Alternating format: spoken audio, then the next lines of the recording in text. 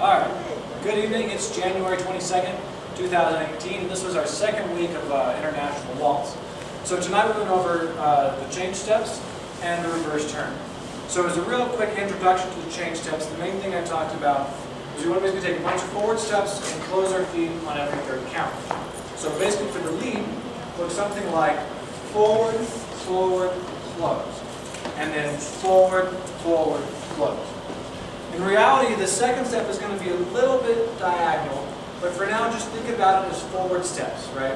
So it might be forward, diagonal, close, forward, diagonal, close, but for now, just think about it as forward, forward, close.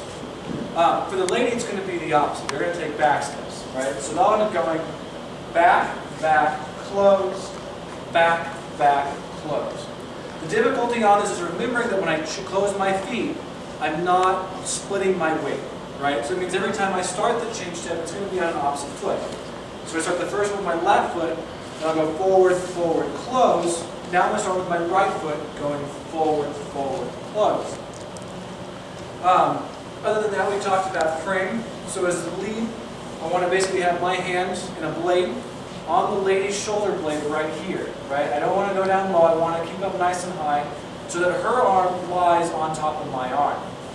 So I'm going to hold this arm out here like this. My left hand will come up to her eye level, and I'm basically going to hold from my sternum up in one frame no matter what I do. So then we did the reverse turn. Two key concepts in the reverse turn is on the forward half, I'm moving much faster, and I'm taking much larger steps. On the back half, I'm going to take smaller steps, and I'm getting out of the way. So I think on the forward half of the turn, I'm moving through. On the back half, I'm getting out of the way. So it'll look like this. It's the same for both the leads and the follows, just doing the opposite half and work with each other. So the forward half looks like forward, forward, close.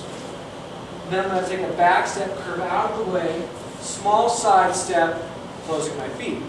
So all together, that's going to look like forward, forward, close, back, side, close. Again, notice how much I moved on the first part and how little I moved on the second part, right? That way, when I'm on the back half, I'm not trying to outrun my partner. I'm making small steps so she can get by me, then she takes small steps so I can get by her. The next thing to think about is as the lead, I have to lead her through that. So I have to think about this counter body motion that happens. So my upper body has to turn in opposition to my lower body. So as I take that forward step, notice how my upper body twists. That asks the lady to get out of the way for me, right? So just going forward, forward, it's going to look like forward, forward, close. See how the upper body precedes the lower body in that rotation. Same thing on the back half, right? I'm going to take that back step again. There's that contra body motion position, right? Because I'm asking her to move through now, even though I'm taking small steps. Then we put all those things together, right? So basically I said we can now do change steps, so forward, forward, close, forward, forward, close with the reverse turn, forward, forward, close, back, side, together, and then I can link that one after another, after another, after another. And that will show me get around the room. And generally we want to make sure we're moving in a counterclockwise pattern around the floor. That way we don't run into each other. That's really all there was for tonight. So thank you very much, and we'll see you next week. Thank you for the good class.